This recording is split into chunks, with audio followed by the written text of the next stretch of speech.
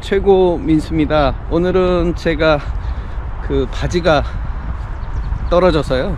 사실은 바지를 즐겨 입는 바지가 하나 있는데 그 바지를 너무 오래 입다 보니까 그만 가랭이 있는 데가 찢어지기 일보 직전이더라고요. 다행히 찢어지기 전에 사무실에서 발견해서, 만약에 찢어졌으면 집에 어떻게 가야 될지 참 난감한 상황이었는데요. 다행히 찢어지기 전에 발견을 해서 오늘은 주말 오후 한 12시 좀 넘었나요?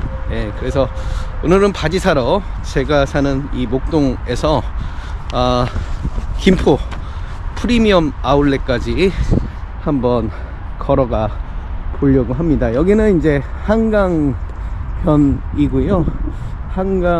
여기는 안양천이죠. 정확하게 말하면 안양천 쪽에서 이제 한강 쪽으로 가는 그런 길입니다. 그래서 한강변을 따라서 한 4시간 정도, 네이버 길 찾기로 보니까 4시간 정도 걸리더라고요. 제가 감기가 조금 걸려가지고 과연 4시간 동안 갈 수 있을지. 원래는 새벽 한 5시쯤 일어나가지고 한 4시간 정도 산책을 가려고 했는데 감기약을 먹고 잤더니 그 감기약 성분에 이렇게 수면제 기능이 있는 것 같아요. 도저히 일어나지를 못해가지고, 그래서 지금 이제 아침 부랴부랴 준비를 하고 떠나려고 합니다.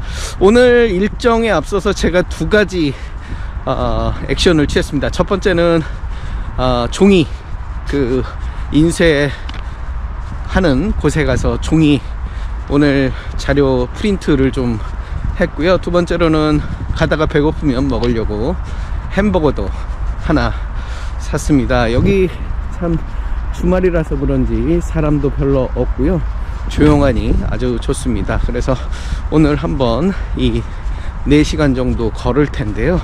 제가 최근에 이제 유튜브를 좀 업로드를 하려고 하는데 제가 편집을 하다 보니까 용량이 많으면 편집하기가 너무 어렵더라고요. 그래서 오늘은 중간중간 이제 스팟, 이 봐야 할 스팟들을 좀 찍고 그 사이에는 좀 이 유튜브 이 내용을 좀 오프를 해서 꼭 필요한 장면들만, 필요한 이야기들만 좀 담을 수 있도록, 이 자막 입히는 게 굉장히 중노동이더라고요. 그래서 그렇게 하도록 하겠습니다. 저는 지금 신목동역 부근 쪽에 그 안양천변을 걷고 있습니다. 예전에는 이렇게 갈대들이 굉장히 높이 자랐었는데요. 최근 들어서는 이 갈대 조성을 좀 시장님이 바뀌면서 줄이면서 이렇게 그렇게 갈대가 많지는 않은 것 같습니다. 여기가 그 저희 양천구 어르신네들이 즐겨 하시는 게이트볼 그 경기장입니다. 그래서 335 게이트볼을 하시는데요. 오늘은 날씨가 좀 추워서 그런가요? 아니면 이분들이 대부분 부지런하잖아요. 그래서 아침에 다 하시고 지금은 좀 쉬시는 게 아닌지. 반대편에는 저 안양천 반대편에는 양평동 지역이죠. 저기서는 축구장도 있어가지고 이렇게 축구도 하시는 그런 주말입니다. 갈대가 굉장히 예쁘네요. 우리 그 아버님 세대에 즐겨 불렀던 갈대의 순정이라는 노래가 있잖아요. 그 노래 갑자기 생각이 납니다. 갈대의 순정, 뭐 이런 노래였던 것 같고, 저는 지금 계속 이렇게 가 보도록 하겠습니다. 4시간을 과연 제가 걸을 수 있을지, 이 괜한 발걸음을 한 건 아닌지 모르겠습니다.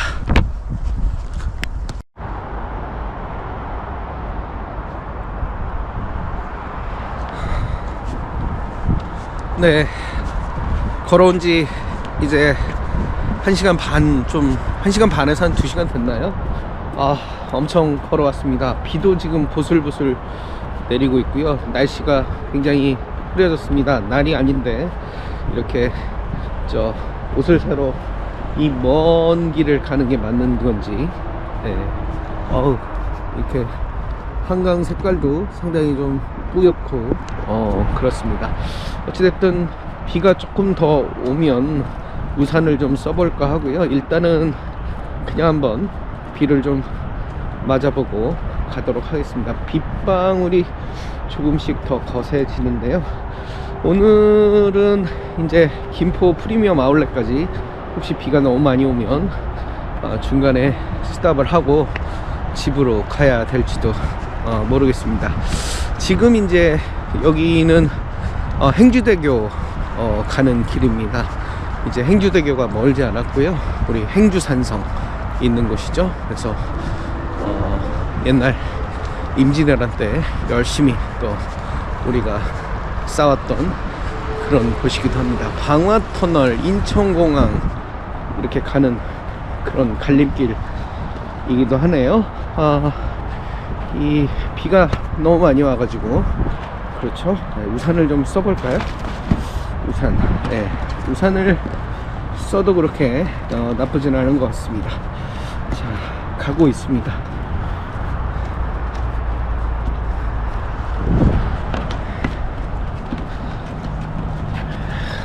그 임진왜란, 우리 또 병자호란 이런 이야기들 하다 보면 광해군 생각이 좀 나요. 제가 그 광해, 왕이 된 남자라는 영화, 이준익 감독이죠, 맞나요? 그리고 저 이병헌 배우가 아주 열연을 펼쳤던 그런 영화인데요. 그 원래 그 승정원 일기, 즉 승정원은 그 지금으로 치면 대통령 비서실 정도 될까요? 그 대통령 비서실, 그러니까 왕의 비서실에서 왕의 그 일지를 매일매일 기록을 하는데요. 그 승정원 일기에서 약 15일 정도가 광해의 기록이 없다. 여기에 이제 착안을 해서 그 시나리오를 만들고 그 사이에 이 광해를 해치려는 그 음해 세력들이 많기 때문에 그 사이에 그 이병헌이라는 대타, 광대죠, 대타 왕을 해서 그 왕이 보여준 진짜 왕은 이렇다라는 어떤 감동을 주는 그런 스토리였는데요. 광해군은 사실 서자입니다. 서자. 아버지는 그 선조고요. 이 선조가 왕을 한 41년 정도 했는데요. 굉장히 오래 하셨죠. 그 41년 정도 했는데, 원래 그 정실부인, 우리가 중전이라고 하잖아요. 그 중전한테 아들이 없었고 여러 후궁들한테 이제 아들을 낳아요. 그 후궁에 이제 첫째 아들이 임해군, 그리고 둘째 아들이 광해군인데요. 사실 광해군은 어떻게 보면 왕이 될 사람이 절대 아닌 거죠. 왕이 될 수 있으려면 첫째 아들이어야 되는데, 그것도 서자의 둘째 아들인 광해군이 어떻게 해서 왕이 됐을까요? 그 첫째 아들이 이제 임해군인데요. 임해군이 이제 소위 말한 사이코입니다. 사람을 가볍게 죽이기도 하고. 그래서 이 사이코패스 같은 임해군이 왕이 될 수는 없다, 이런 그 신하들의 어떤 공통된 의견이 있으면서 이제 광해군이 세자가 됐는데요. 실은 이 어쩔 수 없이 선조가 광해군을 그 세자로 책봉한 게 아닌가라는 그런 생각이 드는데요. 그 임진왜란이 나면서 선조가 막 도망가죠. 이 북으로 도망가면서 이 세자, 혹시 이제 왕이 죽을 수도 있으니까 세자 책봉을 좀 해라. 그런데 이제 이 선조는 정실부인한테 이제 아들을 낳고 싶은 그런 어떤 마음이 있죠. 그러다 보니까 이 광해한테 굳이 내가 세자를 줘야 할까, 이런 고민 속에 있었는데, 너무 다급하니까 이 세자 책봉을 하라라는 압력에 결국 광해를 세자로 책봉을 하죠. 그리고는 혼자 도망갑니다. 선조 혼자 북으로 이렇게 도망을 가는데, 자기가 정말로 사랑하고 좋아하는 아들이라면 굳이 왜 광해군을 남겨놓고 혼자 도망을 갔을까요? 그만큼 광해군에 대한 애정이 많지는 않지 않았나 라는 생각이 들고요. 그래서 이제 선조가 그 광해군한테 이야기를 하는 거죠. 너는 여기 남아서 좀 싸움을 잘 마무리를 하고 여기를 좀 수도 한양을 좀 지켜다오. 그러면서 아빠가 아들 레미를 버리고 혼자 잘 살겠다고 북으로 도망을 갑니다. 이 서자 출신, 최초의 조선시대 서자 출신의 세자인데요. 광해군 정말 임진왜란 때 너무나도 열심히 싸웁니다. 분조라고 하는데요. 그러니까 이 정부가 두 개로 나눠졌죠. 도망가고 있는 선조 그 정부하고, 그 다음에 임진왜란을 열심히 독려하고 싸우는 광해군하고. 그래서 광해군이 굉장히 그 백성들한테 신임도 얻고요, 열심히 또 싸우는 모습에 이 사람이 정말 왕이 되면 괜찮겠다, 이런 백성들의 신임을 한 몸에 받게 됩니다. 네, 비가 많이 오고 있습니다. 이 비가 많이 오고 있어 가지고요, 네, 어디까지 갈지 모르겠습니다. 일단 그래서 이 광해군이 굉장히 열심히 싸우면서 나름 이제 국민들의 인기를 얻었는데요. 그렇게 해서 이제 임진왜란이 드디어 끝나고 도망갔던 선조도 복귀를 합니다. 그러면서 이 선조가 이제 이 광해군을 계속 못마땅해 하는 거죠. 약간의 질투도 생깁니다. 내가 그 도망가 있는 동안 너무 열심히 싸우는 바람에 국민들의, 백성들의 인기도 아들이 좀 얻는 것 같고, 나는 뭐 했나 라는 자책감도 드는 거죠. 그 사이에 이제 정실 부인이 돌아가십니다. 그러면서 선조의 정실 부인이 돌아가시면서 선조가 새장가를, 정실 부인을 새로 맞이하죠. 그 정실 부인의 나이는 몇 살일까요? 17살입니다. 그러면 선조는 몇 살일까요? 51죠. 네. 그러니까 굳이 따지면 제가 17살 그 고1이랑 결혼을 하는 셈이죠. 네, 말도 안 되는 그런 시츄에이션인데, 이 어찌됐든 정실 부인을 그 새로 중전마마를 새로 맞이하고 선조가 이제 그렇게 되면서 광해에게는 이제 어떻게 될까요? 불안 요인이 되는 거죠. 만약에 정실 부인 밑에서 애가 태어나면 어떻게 되나요? 그러면 그 친구는 사실 본 뿌리잖아요. 오리지널 부인의 아들이니까 그 아들이 이제 무럭무럭 자라면, 잘못하면 세자 자리를 뺏길 수도 있겠죠. 임목왕후 김씨라고요. 이분도 참 비련의 그런 운명을 맞이했던 그런 분인데요. 임목왕후 김씨, 17의 왕한테 시집을 가는 거죠. 임목왕후가 아들을 낳고 그 아들의 이름은 영창대군이라고 불렸습니다. 이분은 왜 대군이라고 하고 광해군은 왜 군이라고 할까요? 그 첫 번째 와이프, 그러니까 정실 부인한테 낳은 아들은 대군이라고 하고요, 후궁한테 낳은 아들은 그냥 군만 칩니다. 그래서 광해군인데 이 임목왕후가 낳은 아들은 영창대군이라고. 그래서 이 영창대군을 낳고 분위기가 묘해지죠. 이제 더 이상 이 세자를 계속할 수 있을 것인가. 그 상황에서 또 명나라도 광해군, 임진왜란 때 그렇게 잘 싸워서 칭찬이 자자했던 그 광해군을 반대하기 시작합니다. 명나라는 왜 광해군을 반대할까요? 그 명나라 그 당시에 왕은 만력제라는 분입니다.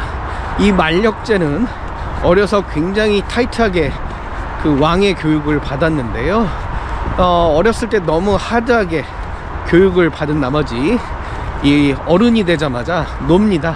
그냥 왕 노릇을 아예 안 하죠. 그 왕이 해야 되는 그런 기본적인 의무 있잖아요. 신하들이랑 앉아가지고 회의도 좀 하고, 그 다음에 어떤 명령도 내리고 이래야 되는데 아무것도 안 하고 30년을 놉니다. 정말 왕이 태업을 30년이나 하니까 명나라가 이제 국운이 기울기 시작을 하는데요. 이 만력제가 자기의 이제 아들 중에서 다음 그 그러니까 황제죠. 황제가 될 그런 아들을, 세자를 정해야 되는데, 이 명나라에서도 첫째 아들을 보다도 셋째 아들을 이 만력제가 엄청나게 좋아합니다. 그러면서 셋째 아들을 이 황제의 다음 황제 후보로 이렇게 밀려고 하니까 신하들이 엄청나게 반대하겠죠. 그런데 조선에서 둘째 아들인 광해군이 왕이 된다고 하니 이 명나라가 좋아할 리가 없잖아요. 그래서 절대 안 된다. 그래서 선조가 아주 쾌재를 부르고 있었는데, 이 자기 이제 영창대군도 나왔고요. 그런데 갑자기 선조가 죽습니다. 선조가 죽는 바람에 이 선조가 죽으면서 어떻게 되겠어요? 결국 이제 법률적으로 광해군이 왕인 거잖아요. 그 후궁의 둘째 아들이긴 하지만. 그래서 결국 광해군이 임금으로 이 승격이 되고요. 임금으로 승격된 다음에 광해군이 실은 세자만 16년을 했다는 거죠. 16년 동안 얼마나 그 몸조리고 스트레스 받고 살았겠습니까? 그래서 광해군이 왕이 되자마자 벼르고 벼르는 거죠. 자기의 정적들을 이제 없애기 위한 노력들을 할 수밖에 없는 거죠. 그 첫 번째 대상은 누굴까요? 바로 자기의 친형입니다. 그래서 자기의 친형인 임해군을 역적으로 몰아가지고 죽임을 당하게 하는 거죠. 그래서 먼저 귀양을 좀 보냈다가, 그 사이에 이제 명나라죠. 명나라에서 이 조선의 상황을 좀 보기 위해서 명나라 사신이 오는데요. 우리가 이제 광해군 쪽에서 둘러대기를, 첫째 형 임해군이 너무 아파가지고 임금을 할 수가 없어서 결국 광해군이 임금을 하기로 했다, 이렇게 이제 얼버무렸는데, 직접 확인하기 위해서 온 거죠. 그래서 그 명나라 사신에게 많은 그런 뇌물과 그런 돈을 주면서 회유하면서 결국 돌려보내고, 그 후에 임해군을 이제 죽이게 되는 그런 광해군이 됩니다. 광해군이 이제 큰 형을 없앴으니 그 다음 타깃은 어딜까요? 바로 영창대군입니다. 그래서 영창대군을 이제 정적을 숙청을 하려고 하는데,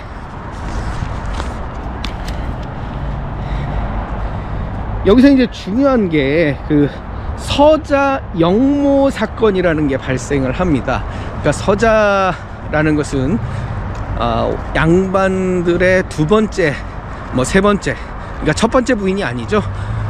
그런 부인들에게 낳은 아들들이 이 벼슬도 할 수 없고요. 그 다음에 출세가 어렵기 때문에 그들이 이제 조직을 만듭니다. 서자들이 모여서. 그런데 이제 영모를 꾸미려고 보니까 돈이 필요하잖아요. 그래서 도둑질을 하다가 잡혀 들어왔는데, 이 이제 서자들을 이 문초하는 과정에서 이제 폭탄 발언을 하는 거죠. 바로 그 임목 왕후의 아버지가 시켰다, 이런 자백을 받아내면서 이 영창대군의 음모, 영모, 이런 것들이 부풀려지고, 결국 영창대군이 그때 나이가 9살이거든요. 9살인 영창대군이 임목 왕후 곁에서 떠나서 멀리 귀양을 가게 되는 겁니다. 귀양을 가서 잘 살았을까요? 밥도 굶기고 광해 불을 너무 뜨겁게 해서 혼미백산하게 해서 결국 이 생을 마감하게 하는, 어떻게 보면 그 광해군으로서는 자신의 정적을 죽이는 게 가장 큰 어떤 화두였겠죠. 자기의 그 정적인 친형과 그리고 정실 부인의 아들 둘을, 형제들인 거죠. 형제들을 다 이렇게 죽이는 그런 결과를 낳았던 겁니다. 참 안타까운데요. 네. 그래서 결국 이 폐륜인 거죠. 그런 부분들이 나중에 인조방정을 하면서 인조가 올라가게 되는 어떤 타당성을 갖는 그 부분 하나고요.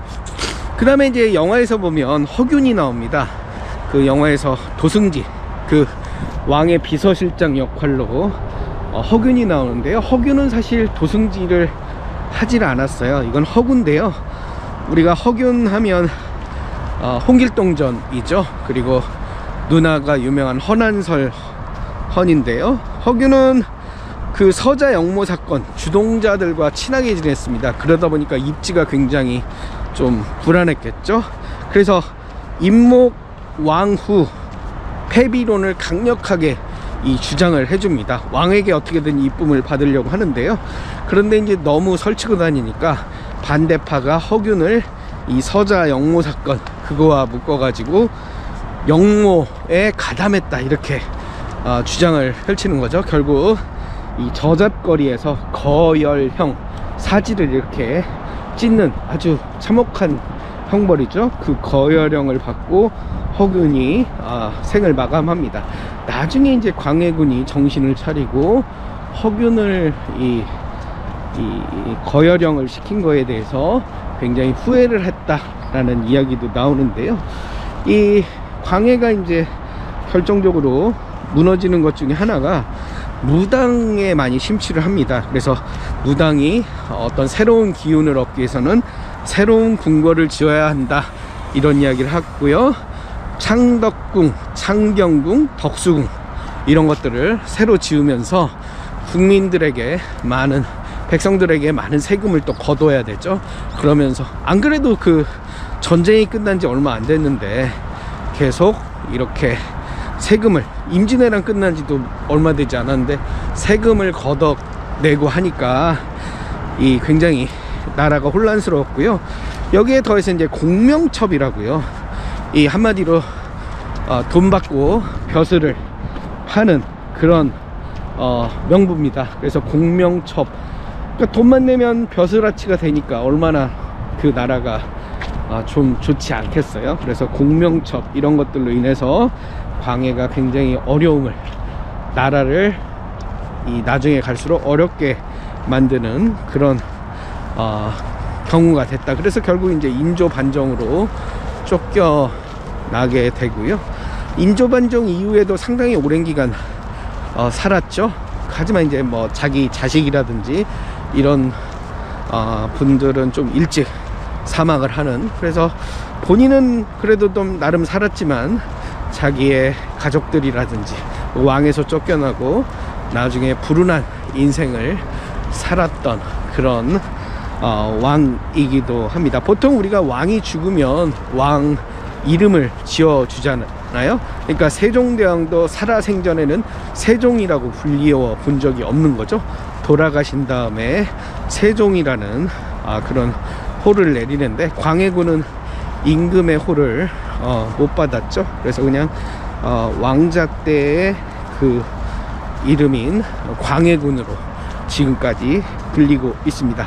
역사적으로 보면 이렇게 광해군이 비록 좀 몹쓸 짓도 하고 그 다음에 말년에 좀 무리를 하기도 했지만, 이렇게 이제 궁궐을 지어 놓으면 후대에 오랜 시간이 지나면 또 나름 이게 하나의 관광 자원이 됩니다. 인도의 대표적인 우리가 관광지죠. 타지마할. 우리가 타지마할을 궁전이라고 생각을 하는데요, 실은 타지마할은 무덤입니다. 그래서 무굴 제국, 이슬람 왕국이죠. 인도의 무굴 제국, 이슬람 제국의 어떤 건축 양식. 그러니까 무굴 제국 당시에는 어떤 그 나라의 지배층들은 이슬람이었고요, 그 주된 그런 국민들은 힌두교를 믿는 뭐 그런 이원적인 그런 나라였습니다. 어찌됐든 그 무굴 제국 황제죠, 샤자한 이 왕비 뭄타즈 마할이네요. 뭄타즈 마할을 추모하면서 궁전 형식으로 지은 무덤입니다. 이 뭄타즈 마할이 자녀를 낳다가 죽죠.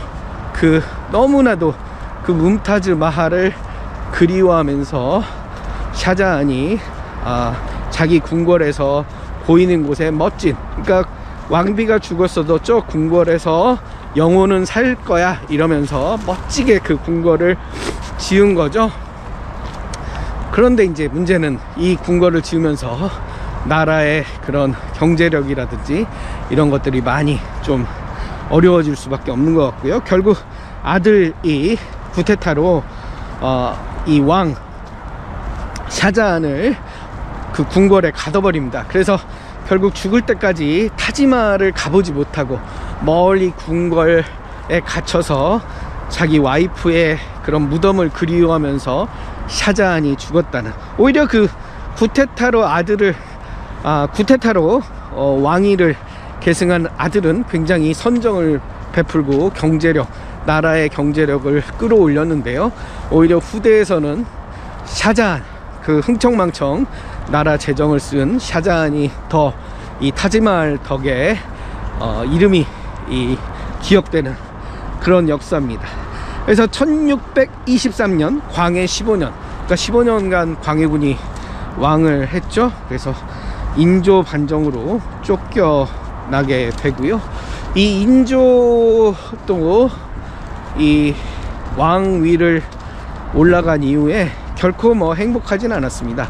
두 번의 그 호란, 그 여진족들의 침입으로 인해서 나라가 그냥 풍비박산이 나는 그런 어려움을 이 인조도 겪게 되는 거죠. 그래서 우리가 이제 보통 그 후금이라고 하죠. 여진족 누르하치가 이 금나라의 우리가 새로운 그 금나라다, 그러니까 후금이다 이렇게 얘기를 하면서요 나라를 세우는데, 여진족이 우리가 참 무시를 많이 합니다만은 북방민족들이 유목민이다 보니까 말을 굉장히 잘 타죠. 그래서 기마민족이라서 이 남쪽에 있는 그 한족의 나라들을 많이 침략하고 우수한 전투력을 가지고 있죠. 그래서 북방민족의 침입을 막기 위해서 우리가 만리장성도 쌓고 뭐 이런 거잖아요.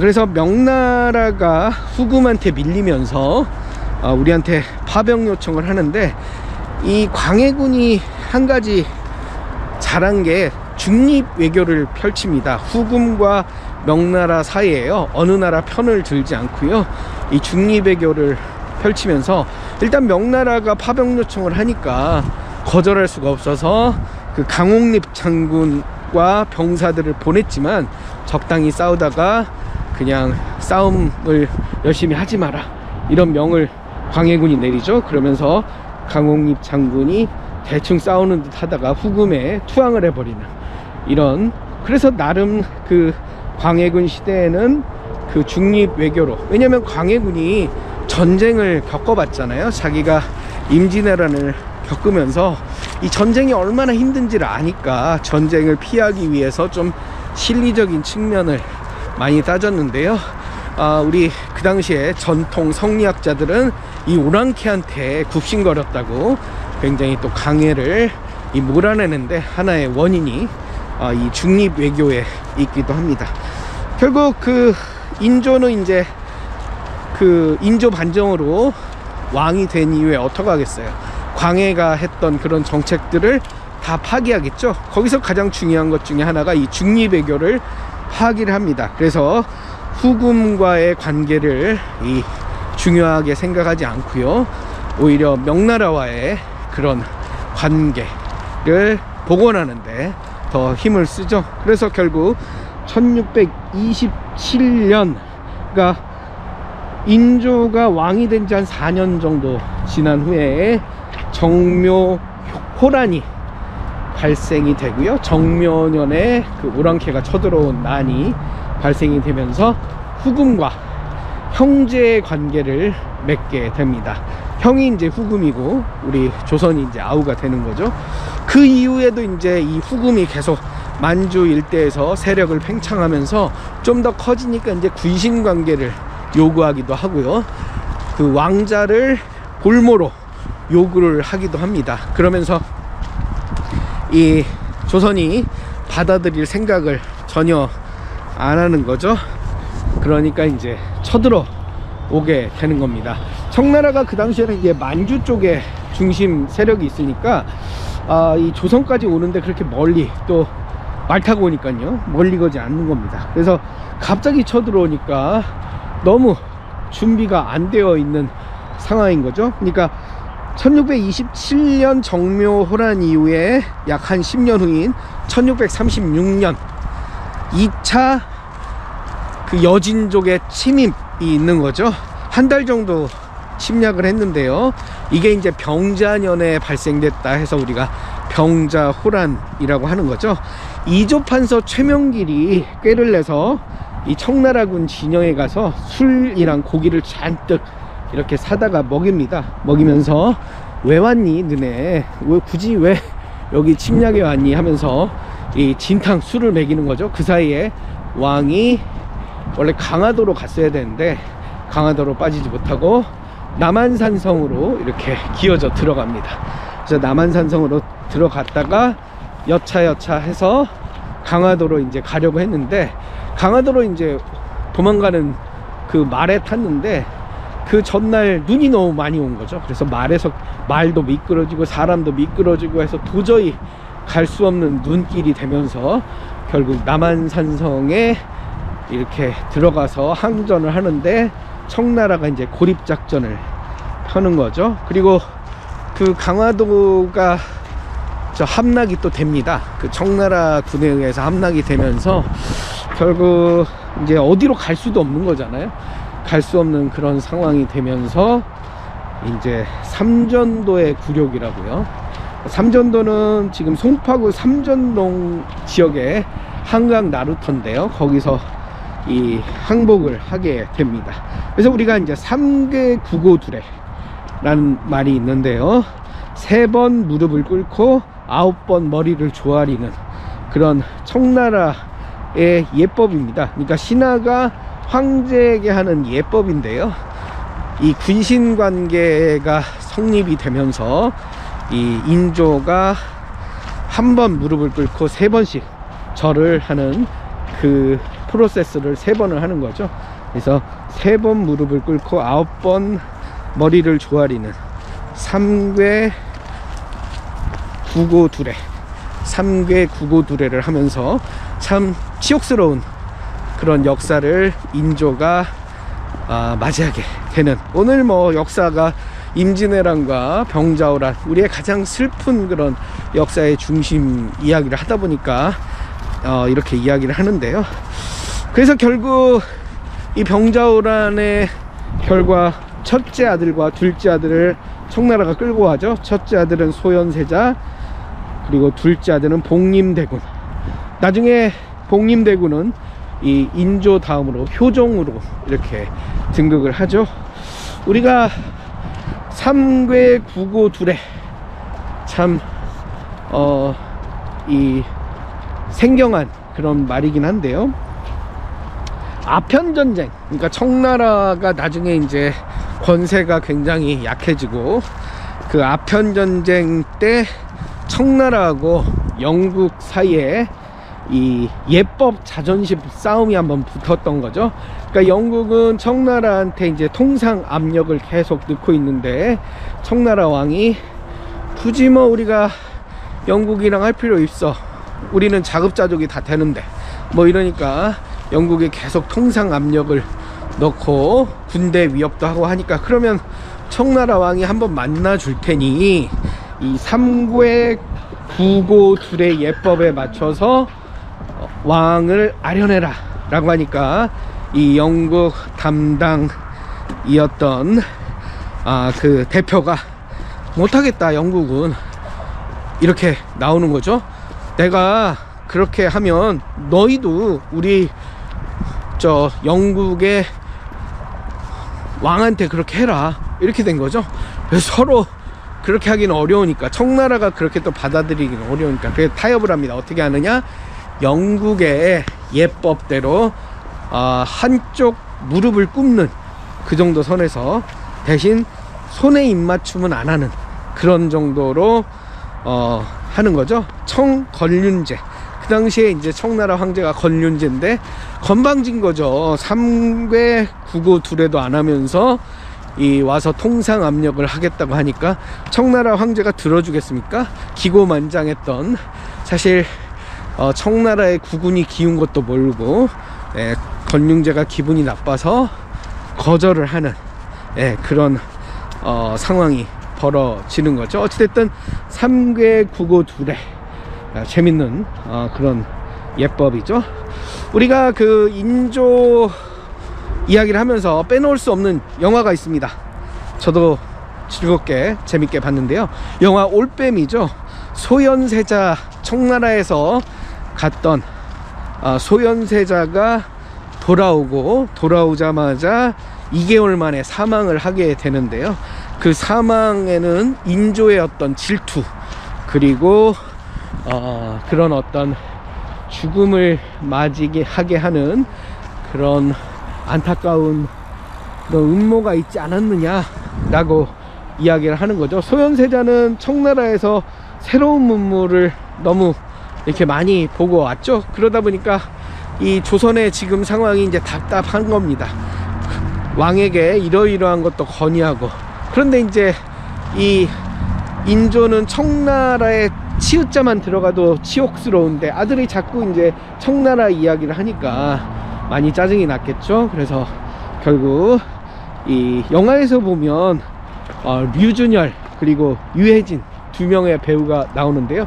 특히 유해진 배우가 왕으로 나오면서 생각보다 좀 진중한 연기를 잘합니다. 그래서 이 올빼미에서 보면 이 독사를 하게 되는데요. 실제 그 역사에서도 시신이 온통, 소현세자의 시신이 온통 검은빛이고 이목구비에 피를 흘렸다, 그리고 약물에 중독된 듯 시신이 그렇게 되어 있었다라고 하는 거죠.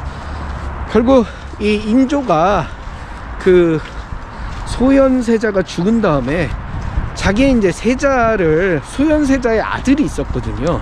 그 아들한테 물려줘도 되는데, 그러니까 자기의 손자죠. 손자 말고 둘째 아들 복림대군을 세자로 이 책정을 하고요. 세자빈도 죽입니다. 세자빈도 죽이고 세손 3명도 제주도로 유배를 보내는 참 비정한 그런 할아버지죠. 그래서 제주도로 유배 가서 둘은 또 그 제주도에서 죽습니다. 어찌됐든 인조 인생도 참 자기의 큰아들을 죽일 정도로 굉장히 비정한 아버지, 거기에 손자들도 죽이고요, 며느리도 죽이고. 인조도 뭐 왕이었지만 너무 좀 광해군 못지않게 좀 그랬다라는 아쉬움이 좀 남는 그런 이야기입니다. 그래서 우리가 지금, 제가 지금 이 방화대교 밑을 지나가고 있습니다.